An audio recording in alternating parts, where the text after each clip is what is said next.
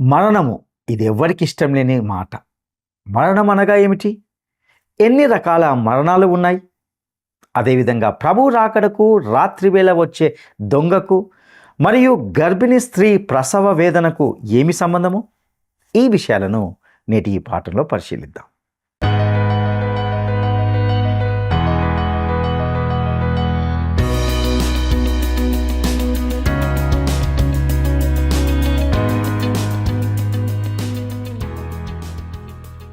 ప్రియమైన స్నేహితులారా, word రిసౌండ్స్ today పక్షంగా నేటి ఈ కార్యక్రమానికి మిమ్మల్ని సాదరంగా ఆహ్వానిస్తున్నాం. తెస్సలోనిక పత్రిక ధ్యానాలు మీ జీవితాలకు అర్థవంతంగాను ఆశీర్వాదకరంగాను ఉన్నాయని తలుస్తున్నాం.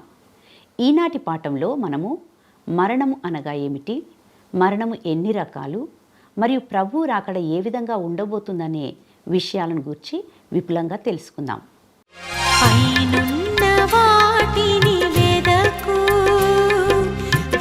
శాశ్వతం కాదు నీకు, పైనున్న వాటిని వెదకు, ధర శాశ్వతం కాదు నీకు.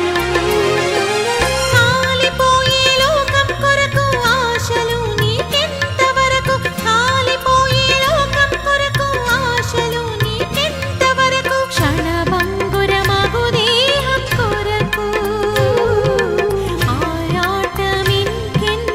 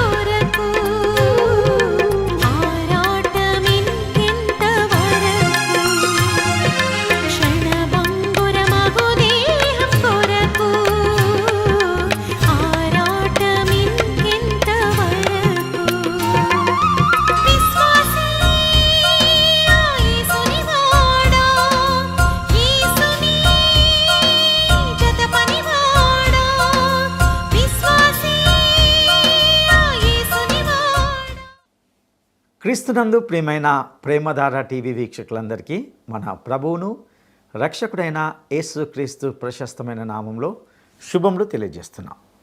తెస్సలోనికైలకు రాసిన మొదటి పత్రిక ధ్యానాల ద్వారా అనేక సత్యాలను నేర్చుకుంటున్నాం. నేటి మన ధ్యాన భాగంగా తెస్సలోనికైలకు రాసిన మొదటి పత్రిక 4వ అధ్యాయము 14 నుండి 18 వరకు మరియు 5వ అధ్యాయము 1 నుండి 3 వచనాల వరకు ధ్యానించుకోబోతున్నాం. ఇక ముందుగా తెస్సలోనికైలకు రాసిన మొదటి పత్రిక 4వ అధ్యాయము 14వ వచనాన్ని గమనిద్దాం. యేసు మృతి పొంది తిరిగి లేచినని మనము నమ్మిన ఎడల అదే ప్రకారము యేసునందు నిద్రించిన వారిని దేవుడు ఆయనతో కూడా వెంటబెట్టుకొని వచ్చును. ప్రియులారా, ఇక్కడ పౌలు యేసు మృతి పొంది తిరిగి లేచెను అని చెప్పిన మాటలను గమనించాలని కోరుచున్నాను. ఇక్కడ యేసు నిద్రించెను అని చెప్పబడలేదు, ఆయన మృతి పొందాడు. నిజంగా ఎంతటి ఖచ్చితత్వం కదా. ప్రియులారా, జాగ్రత్తగా గమనించాలి. వాస్తవానికి 3 రకాల మరణాలు ఉంటున్నాయి. మొదటిది భౌతిక మరణం, అనగా ఆత్మ శరీరాన్ని విడిచిపెట్టింది అని అర్థం. సాధారణంగా దీనినే మనము మరణము అని పిలుస్తుంటాం. ఆదాము పతనమయ్యాక వెంటనే చనిపోలేదు, అతడు 930 సంవత్సరాలకు చనిపోయాడు. ఇక రెండవ మరణం ఆధ్యాత్మిక మరణం, శరీరానుసారమైన మనసు మరణం, అనగా దేవుని నుండి ఎడబాటు అని పౌలు అంటున్నాడు. ఏదెను తోటలో నిషిద్ధ ఫలము తిన్న రోజునే వారు ఆధ్యాత్మికంగా చచ్చారు. దేవుడు తినవద్దన్న పండును తిన్నప్పుడు ఆదాము ఆధ్యాత్మికంగా మరణించాడు, అనగా మానవుడు దేవుని నుండి దూరమయ్యాడు. ఇది ఆధ్యాత్మిక మరణం. ఈ ఆధ్యాత్మిక మరణాన్ని గురించి ఎఫెసీ పత్రిక 2వ అధ్యాయము 1వ వచనంలో ఎంతో చక్కగా వివరించాడు. మీ అపరాధముల చేతను పాపముల చేతను చచ్చిన వారై ఉండగా దేవుడు మిమ్మును క్రీస్తుతో కూడా బ్రతికించెను. ఇక 3వ మరణం నిత్య మరణం, అనగా దేవుని నుండి శాశ్వతమైన ఎడబాటు. ఇదే 2వ మరణం. దీనిని గూర్చి ప్రకటన గ్రంథము 20వ అధ్యాయము 14వ వచనంలో వివరించబడింది. ఇక తెస్సలోనికైలకు రాసిన మొదటి పత్రిక 4వ అధ్యాయము 15వ వచనాన్ని గమనిద్దాం. మేము ప్రభు మాటను బట్టి మీతో చెప్పునదేమనగా, ప్రభు రాకడ వరకు సజీవులమై నిలిచియుండు మనము నిద్రించిన వారికంటే ముందుగా ఆయన సన్నిధి చేరము. ఇక్కడ ప్రభు మాటను బట్టి అనగా ఇందులో పౌలు వారి ప్రశ్నకి ఇచ్చే జవాబుకు తగిన నిశ్చయతను తెలియజేస్తుంది. సంఘము ఎత్తబడుటకు ముందే మరణించిన తమ ప్రియుల పరిస్థితి ఏమిటి అనే వారి చింత, క్రీస్తునందు మృతులైన వారు మొదట లేపబడతారు, మరణించిన విశ్వాసులు కూడా సంఘము ఎత్తబడుట అనే దానిలో భాగస్థులే అనే సత్యము వారు తెలుసుకోవాలనేది ఆయన కోరిక. ఇక తెస్సలోనికైలకు రాసిన మొదటి పత్రిక 4వ అధ్యాయము 16వ వచనాన్ని గమనిద్దాం. ఆర్భాటముతోనూ ప్రధాన దూత శబ్దముతోనూ దేవుని బూరతోనూ పరలోకము నుండి ప్రభువు దిగివచ్చును, క్రీస్తునందు మృతులైన వారు మొదట లేతురు. ప్రియులారా, గమనించారా? ఆర్భాటముతో పరలోకము నుండి ప్రభువే స్వయంగా దిగి వస్తాడు. సంఘము ఎత్తబడేటప్పుడు ఇందులో మరెవరి ప్రమేయం లేదు. ఆయన రాజ్యమును స్థాపించడానికి వస్తాడు. ఆయన తన దేవదూతలను పంపి లోకపు నలుమూలల నుండి ఇశ్రాయేలులలో అన్యులలో ఏర్పరచబడిన వారిని సమకూరుస్తాడు. సంఘము ఎత్తబడేటప్పుడు యేసు ప్రభు మాత్రమే కనబడతాడు. క్రీస్తు పుట్టుకను ప్రకటించినప్పుడు దేవదూతలు రాజు పుట్టాడు అన్నారు, జ్ఞానులు రాజు ఎక్కడ ఉన్నాడు అని వెతికారు. అయితే సంఘం పుట్టినప్పుడు పెంతెకొస్తు దేవదూతలు లేరు, పరిశుద్ధాత్మ దిగి వచ్చాడు. సంఘాన్ని ఎత్తుకుపోయేటప్పుడు స్వయంగా ప్రభువే వస్తాడు, దేవదూతలు ఉండరు. ఇశ్రాయేలు విషయంలో దేవదూత ప్రమేయం ఉంది, కానీ దేవుని బిడ్డల విషయంలో దేవదూతలు జోక్యం కలిగించుకోరు. యేసు ఆర్భాటముతో వస్తాడు, అనగా కేక. యోహాను సువార్త 11వ అధ్యాయం 43వ వచనంలో లాజరు బయటికి రా అని పిలిచిన సందర్భంలో కేక వేశాడు. అలాగే రెండవ రాకడలో ప్రభు కేక వేస్తాడు.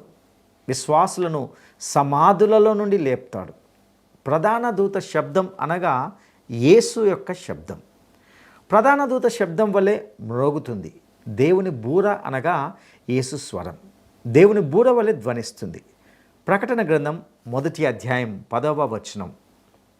యోహాను బూరధ్వని వంటి గొప్ప స్వరం విన్నాడు. అది యేసు స్వరం కనుక అది కేక, ప్రధాన దూత శబ్దం, దేవుని బూర. ఈ మూడు యేసు క్రీస్తు యొక్క స్వరమే, ఆయన కేకే. యేసు తన సంఘాన్ని పిలిచినప్పుడు వారి శరీరాలు సమాధిలో నుండి వస్తాయి. ఆయన వచ్చినప్పుడు సంఘమంతా ఏకముగా ఎత్తబడుతుంది. ఇక తెసలోనికైలకు రాసిన మొదటి పత్రిక 4వ అధ్యాయము 17వ వచనాన్ని గమనిద్దాం. ఆ మీదట సజీవులమై నిలిచియుండు మనము వారితో కూడా ఏకముగా ప్రభువును ఎదుర్కొనుటకు ఆకాశ మండలంనకు మేఘముల మీద కొనిపోబడుదుము. కాగా మనము సదాకాలము ప్రభుతో కూడా ఉందుము. ప్రియులారా, ఇక్కడ కొనిపోబడుదుము అనే మాట గ్రీకు భాషలో హర్పజోమ్ అని పిలుస్తారు. దీని అర్థం ఏమిటంటే చాలా వేగంగా గ్రహించుట, లాక్కోవడం, లేపడం, రవాణా లేక ఎత్తబడుట అని అర్థం. సంఘము ఎత్తబడుతుంది. తెసలోనికైలకు రాసిన మొదటి పత్రిక 4వ అధ్యాయము 18వ వచనాన్ని గమనిద్దాం. కాబట్టి మీరు ఈ మాటల చేత ఒకరినొకడు ఆదరించుకొనుడి. ప్రియులారా, ఈ మాటలకు అర్థం ఏమిటంటే ప్రభు రాకడకు సంబంధించిన విషయాలను బట్టి భయపడకుండా, ఇతరులను భయపెట్టకుండా ఒకరినొకరు హెచ్చరించుకుంటూ సూచనలు ఇచ్చుకుంటూ ఆ విషయాలను గూర్చి ఎప్పటికీ మాట్లాడుకుంటూ ఉండాలి. తెసలోనికైలకు రాసిన మొదటి పత్రిక 5వ అధ్యాయము 1వ వచనాన్ని గమనిద్దాం. పౌలు రాస్తూ అన్నాడు, సహోదరులారా, ఆ కాలములను గూర్చి ఆ సమయములను గూర్చి మీకు రాయనక్కర్లేదు. రాత్రివేళ దొంగ ఎలాగూ వస్తాడో అలాగే ప్రభు దినం వస్తుందని మీకు బాగా తెలుసును. లోకులు నెమ్మదిగా ఉన్నది, భయమేమూ లేదని చెప్పుకుంటూ ఉండగా గర్భిణీ స్త్రీకి ప్రసవ వేదన వచ్చినట్లు వారికి ఆకస్మికంగా నాశనం తటస్థింది కనుక వారు ఎంతమాత్రము తప్పించుకోలేరు. ప్రియులారా, ఈ మాటలను గమనిస్తున్నారా?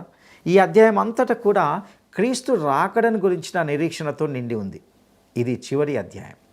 మొదటి అధ్యాయంలో క్రీస్తు రాకడను గురించి, క్రైస్తవుని వైఖరిని గురించి ఎలా ఉండాలో చెప్పబడింది. వైఖరి మాత్రమే చాలదు, అది క్రైస్తవుని కార్యాచరణకు నడిపించాలి. ఇదే సందేశం 5వ అధ్యాయంలో ప్రకటించబడింది. క్రీస్తు వస్తున్నాడు గనుక మెలకువగా ఉండాలని దేవుడు హెచ్చరిస్తున్నాడు. అప్రమత్తంగా ఉండాలి. మహాశ్రమల కాలం వస్తుంది, అది రాత్రి కాలం, అది ప్రభు దినం. ఆ దినము రాత్రితో ఆరంభమవుతుంది. అది దేవుని కాల నిర్ణయం. దేవుని సృష్టిలో ఆదికాండంలో ఇదే కాలక్రమం పాటించబడింది. సాయంకాలము ఉదయము కలిసి ఒక రోజైంది. దేవుడు రాత్రి ఆరంభిస్తాడు, వెలుగులోకి దానిని కొనసాగిస్తాడు. మహాశ్రమలు రాత్రి మొదలవుతాయి, కానీ 1000 ఏండ్ల పరిపాలన వెలుగు వైపునకు నడిపిస్తాయి. తెల్లవారగానే నీతి సూర్యుడు ఉదయిస్తాడు. ఆయన రెక్కల నీడలో స్వస్థత ఉంటున్నది, ఆరోగ్యం ఉన్నది. ఇంతకీ పౌలు మొదటి వచనంలో ఏమంటున్నాడు? ఆ కాలంలను గూర్చి, ఆ సమయంలను గూర్చి నేను మీకు రాయాల్సిన పని లేదు. ఆ కాలములు, సమయములు ఎవరి చేతిలో ఉన్నాయి? అవి సంఘం చేతిలో ఉన్నాయనుకుంటున్నారా? కాలములు, సమయములు అనేవి సంఘం యొక్క ఆస్తి కాదు. సంఘానికి వాటి మీద గుత్తాధిపత్యం లేదు. కాలములు, సమయములు ఈ భూమికి, భూగోళం అంతటికి సంబంధించినవి. భూమి మీద ఉన్న ప్రజలందరికీ చెందినవి. ఇశ్రాయేలుకు, అన్యులకు అందరికీ చెందినవే. కాలములు, సమయములు అందరివి. అన్యులు ఆ దినమున రక్షించబడతారు. అందుచేత ఆ రక్షకుని కోసమై సంఘము కనిపెట్టుకొని ఉన్నది. కాలములు, సమయములు కాదు, ఆ దినము రక్షకుడు వస్తాడు. అది సంఘ నిరీక్షణ. సంఘానికి యేసు రాకడ దినం ముఖ్యం, కానీ కాలములు, సమయములు కాదు. ఇక తెసలోనికైలకు రాసిన మొదటి పత్రిక 5వ అధ్యాయము 2వ వచనాన్ని గమనిద్దాం. రాత్రివేళ దొంగ ఎలాగూ వస్తాడో అలాగే ప్రభు దినం వస్తుందని మీకు బాగా తెలియను. ప్రియులారా, ప్రభు దినం వస్తుంది. రాత్రివేళ దొంగ ఎలా వస్తాడో ప్రభు దినం అలాగే వస్తుంది. యేసు ప్రభు దొంగలాగా రాడు. ఆయన దినం దొంగలాగా వస్తుంది. సంఘము యేసు ప్రభు కోసం కనిపెట్టుకొని ఉంది. దొంగ కోసం ఎవరు కనిపెట్టుకొని ఉండరు. నీవు ఇల్లు వదిలిపెట్టి ఇంటికి తాళం వేసి వెళ్తూ దొంగకు విలువైన వివరాల చిట్టి రాసి వెళ్తావా? దొంగ వెనక తలుపు నీ కోసం తెరిచి ఉంచాను, బీరువాలో డబ్బు బంగారం ఉన్నాయి అంటూ రాస్తారా? దొంగగారు నీకు స్వాగతం అని ఎవరైనా చీటీ రాసి పెడతారా? ఇల్లు వదిలిపెట్టేటప్పుడు అన్నీ జాగ్రత్తగా సర్దుతావు. తాళం వేసి మళ్ళీ లాగి చూస్తావు. దొంగ ఇంట్లోకి రావడానికి వీలు లేకుండా కట్టుదిట్టం చేస్తావు. కనుక ప్రియులారా గమనించండి, యేసుక్రీస్తు దొంగలాగా రాడు, సంఘానికి దొంగలాగా రాడు. సంఘం ఎత్తబడిన తర్వాత లోకానికి ఆయన దొంగలాగా వస్తాడని లోకం అనుకుంటుంది. అయితే గమనించండి, ప్రభు దినము ఆకస్మికంగా భూమి మీదకి వస్తుంది. మహాశ్రమల కాలరాత్రితో ఆ దినం మొదలవుతుంది. అది మహాశ్రమల రాత్రి. ఇక తెస్సలోనికైలకు రాసిన మొదటి పత్రిక 5వ అధ్యాయము 2వ వచనాన్ని గమనిద్దాం. లోకులు నెమ్మదిగా ఉన్నది, భయమేమీ లేదని చెప్పుకొనుచుండగా గర్భిణీ స్త్రీకి ప్రసవ వేదన వచ్చినట్లు వారికి ఆకస్మికంగా నాశనము తటస్థించును కనుక వారెంత మాత్రమును తప్పించుకొనలేరు.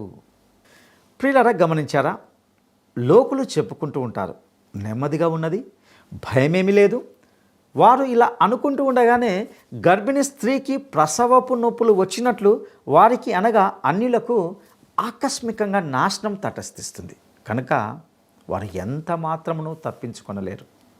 కాలములను సమయములను గురించి దేవుని బిడ్డలు చేసేదేమీ లేదు. ఆ విషయమై పౌలు వారికి ఏమీ వ్రాయదలుచుకోలేదు. ఆ దినం వచ్చేటప్పటికీ సంఘము ఎత్తబడి ఉంటుంది. అయితే లోకులు సమాధానము క్షేమము అనుకుంటూ ఉంటారు. ప్రియ సహోదరి సహోదరులారా గ్రహించండి, ప్రభు యొక్క దినం అంటే మహాశ్రమలు మొదలుకొని 1000 ఏళ్ల పరిపాలన ముగింపు వరకు అదంతా ప్రభు దినమే. బైబిల్లో ఇదే సత్యము పలు సందర్భాల్లో పునరుద్ఘాటించబడింది. ఉదాహరణకు యెషయా గ్రంథము 12వ అధ్యాయము 13వ అధ్యాయము దేవుడు తీర్పరిగా విధించబోయే శిక్షలు పేర్కొనబడ్డాయి. సమాజము, ప్రభుత్వము, సైన్యము, వాణిజ్యము, వ్యాపారము, కళలు, ప్రదర్శనలు, మతము, మానవ గర్వము, వీటన్నిటి మీదకి భయంకరమైన శిక్ష రాబోతుంది. యెషయా గ్రంథము 13వ అధ్యాయము 9వ వచనం ఇదే మాట అంటుంది. యెహోవా దినం వస్తున్నది, దేశమును పాడు చేయడానికి, పాపులను బొత్తిగా దానిలో ఉండకుండా నశింప చేయడానికి క్రూరమైన ఉగ్రతతో, ప్రచండమైన కోపముతో అది వస్తుంది. అంతేకాదు, అది ఉగ్రత దినంగా ఆరంభమవుతుంది. యెషయా 13వ అధ్యాయము 10వ వచనం, ఆకాశ నక్షత్రములు, నక్షత్ర రాశులు తమ వెలుగు ప్రకాశింపనీయవు. ఉదయకాలంలో సూర్యుడు చీకటి కమ్ముతుంది, చంద్రుడు ప్రకాశించడు. అదేవిధంగా యోవేలు గ్రంథము 1వ అధ్యాయము 15వ వచనంలోని ప్రవచనంలో చెప్పబడినట్లు, ఆహా యెహోవా దినం వచ్చిందే, అది ఎంత భయంకరమైన దినము, అది ప్రళయం వలనే సర్వశక్తిని వద్ద నుండి వస్తుంది. యోవేలు 2వ అధ్యాయం 2వ వచనంలో ఆ దినము అంధకారమయంగా ఉంటుంది, మహాంధకారం కమ్ముకుంటుంది, మేఘములు గాఢాంధకారము ఆ దినమున కమ్ముతుంది. ప్రియులారా, పాత నిబంధనలో ప్రభు యొక్క దినము ఎలా వర్ణించబడిందో మా ప్రియులు గ్రహించాలి. ప్రభు దినము మహాశ్రమలతో ఆరంభమయ్యే కాలం. అది క్రీస్తు యొక్క 1000 ఏళ్ల పరిపాలన ముగింపు వరకు కొనసాగుతుంది. ఇది పాత నిబంధనలోని ముఖ్యాంశం. ఇక మొదటి తెస్సలోనిక పత్రిక 4వ అధ్యాయంలో చూపబడిన ఈ దృశ్యం క్రీస్తు సంఘమును ఈ లోకం నుండి తీసుకొని వెళ్ళే సన్నివేశం. ఇది పాత నిబంధనలో ఎక్కడా చూపబడి ఉండలేదు. కొన్ని ముందు గుర్తులు మాత్రమే ఉన్నాయి. హానోకు ఎత్తబడ్డాడు, అలాగే ఏలియా కూడా. వీరిద్దరు కూడా సజీవంగా తమ శరీరాలతోనే ప్రభువుతో ఉండడానికి ఎత్తబడ్డారు. కానీ పాత నిబంధనలో విశ్వాసులందరూ పైకి ఎత్తబడడం, ఆయనతో సదాకాలం ఉండిపోవడం ఎక్కడా చెప్పబడలేదు. ఈ పరమ సత్యం మేడగదిలో యేసు ప్రభువే బయలుపరిచాడు. యోహాను సువార్త 14వ అధ్యాయము 2-3 వచనాలు, నా తండ్రి ఇంట అనేక నివాసములు కలవు, లేని ఎడల మీతో చెప్పుతాను. మీకు స్థలం సిద్ధపరచడానికి వెళుతున్నాను. నేను వెళ్ళి మీకు స్థలం సిద్ధపరిచిన ఎడల నేనుండే స్థలంలో మీరును ఉండేలాగున మరలా వచ్చి నా వద్ద ఉండడానికి మిమ్మల్ని తీసుకొని పోతాను. దేవుని వాక్యంలో ఈ పరమ సత్యం మొట్టమొదటిసారి బయలుపరచబడింది. పౌలు మొదటి తెస్సలోనిక పత్రిక 4వ అధ్యాయంలో ఈ వివరాలను వివరించాడు. పౌలు ఈ పత్రికలో అనగా 5వ అధ్యాయంలో చెబుతున్న సంగతులు పాత నిబంధనలో పరిచితమైనవి. లోకం నెమ్మదిగా ఉన్నది, భయము ఏమీ లేదని చెప్పుకుంటూ ఉండగా గర్భిణీ స్త్రీకి ప్రసవ వేదన వచ్చినట్లు వారికి నాశనం తటస్థిస్తుంది. ఇది లోకమంతటికీ ఆశ్చర్యం కొలిపే సంఘటన. ఎవ్వరు అనుకుని గడియలో శాంతిని, సమాధానాన్ని, క్షేమాన్ని వాగ్దానం చేసి ప్రజలను మోసం చేసే దుష్టశక్తి విజృంభిస్తుంది. 2వ తెస్సలోనిక పత్రికలో ఈ హెచ్చరిక చేయబడింది. ప్రభువు కూడా ఇదే హెచ్చరిక చేశాడు. ఎవడు మిమ్మలను మోసం చేయకుండా చూసుకోండి అని అన్నాడు. ఈ లోకం ఏదో శాంతి యుగం రాబోతుందని ఎంతో ఆతృతంగా చూస్తుంది. 1000 ఏళ్ల పరిపాలనను గురించి ఎక్కువగా మాట్లాడుతున్నారు. అయితే వారు అంతకు ముందుగానే మహాశ్రమల్లో చిక్కుకుంటారు. అప్పుడు ఒక భయంకరమైన యుద్ధం జరగబోతుంది. అదే హర్మగెద్దోను యుద్ధం. ప్రపంచం అలాంటి యుద్ధాన్ని ఎప్పుడూ ఎన్నడూ చూచి ఉండలేదు. రాత్రిపూట దొంగ వచ్చి పడినట్లు అది వస్తుంది. ప్రియ సహోదరుడా, సహోదరి, ప్రభువు రాకడ దినం దేవునికే తెలుసు, మరెవ్వరికీ తెలియదు. లోకం మీదికి ప్రళయం ముంచుకొస్తుంది. ఆ దినము దొంగ వలె వచ్చి పడుతుంది. సంఘానికి బయట ఉన్న వారికే ఈ ప్రమాదం. అయితే క్రైస్తవ విశ్వాసి వెలుగునందు జీవిస్తాడు. అందుచేత మహాశ్రమలకు ముందే పైకి సంఘము ఎత్తబడి ప్రభుతో కూడా ఉంటుంది. విశ్వాసి మెలకు గలవాడు స్వస్థచిత్తుడే జీవిస్తాడు. ఆయన రాకడకు సిద్ధపడుతూ ఉన్నాడు. విశ్వాసి ఎల్లప్పుడూ సిద్ధంగానే ఉండాలని దేవుని చిత్తం. ముందుగానే ఇల్లు చక్కబెట్టుకోవాలి. ఆయన అకస్మాత్తుగా వస్తే అప్పుడు మనం సిద్ధంగానే ఉండాలి. అయితే క్రీస్తుకు బయట ఉన్నవారికి అట్టి సిద్ధపాటు లేదు. మహాశ్రమల్లో చిక్కుకుంటారు. ప్రభుదినం వస్తుంది, ఆకస్మికంగా వస్తుంది. వాళ్ళు అనుకుంటారు మాకు ఏమీ పర్వాలేదు, హాయిగా ఉంది. అకస్మాత్తుగా వారి మీదకి నాశనం వచ్చి పడుతుంది. గర్భిణీ స్త్రీకి కాన్పు నొప్పులు వచ్చినట్లే ప్రభుదినం వస్తుంది. ప్రభు దినాన్ని లోకంలో ఎవ్వరూ తప్పించుకోలేరు. మహాశ్రమలు మొదలవుతాయి. అయితే ఇది విశ్వాసులకు సంబంధించింది కాదు. విశ్వాసులు చీకట్లో ఉండరు. ప్రభుదినం విశ్వాసుల కోసం కాదు, అవిశ్వాసుల కోసం. ప్రభుదినం వచ్చి తీరుతుంది అనే భయం విశ్వాసులకు అనవసరం. దేవుని బిడ్డలం, మనమే దేవుని సంఘం. ప్రియ సహోదరుడా, సహోదరి, ఈ యేసుక్రీస్తును నీవు స్వకీయ రక్షకునిగా ఎరుగుదువా? అయితే ఈ పాట నీకోసమే. మన ప్రభు అయిన యేసుక్రీస్తు వారి కృప, తండ్రి అయిన దేవుని ప్రేమ, పరిశుద్ధాత్మ యొక్క అన్యోన్య సహవాసం మనందరికీ ప్రభువు రాకడ పర్యంతం తోడైండునుగాక. దైవాశీస్సులు.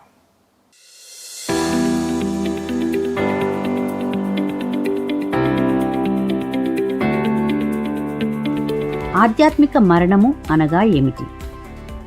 ఆధ్యాత్మిక మరణము అనగా ఏమిటి? 1. దేవుని నుండి శాశ్వతమైన ఎడబాటు. 2. దేవుని నుండి ఎడబాటు. 3. దేవుని బిడ్డల నుండి ఎడబాటు. ఈ ప్రశ్నకు సరైన జవాబును ఈ వాట్సాప్ నంబర్కు పంపండి. మా వాట్సాప్ నంబర్ 9339952570. ఈ సందేశంలో ప్రభువు రాకడ యొక్క విశిష్టతను గూర్చి ఎన్నో సత్యాలను మనం నేర్చుకొని ఉన్నాం. ముఖ్యంగా ప్రభు యొక్క రాకడ మనలను మేలుకొల్పే నిరీక్షణతో కూడుకున్నదని తెలుసుకున్నాం.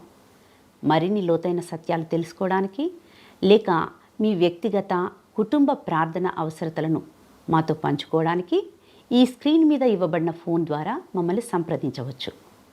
మీ ప్రతి ఫోన్ కాల్ మాకు చాలా విలువైనదని తెలియజేస్తున్నాం. దేవుని కృప మీకు తోడయుండునుగాక. ఆమేన్. ఈ కార్యక్రమం మీకు నచ్చిందా? అయితే వెంటనే మిస్డ్ కాల్ ఇవ్వండి. బహుమతి పొందే విజేత మీరే కావచ్చు.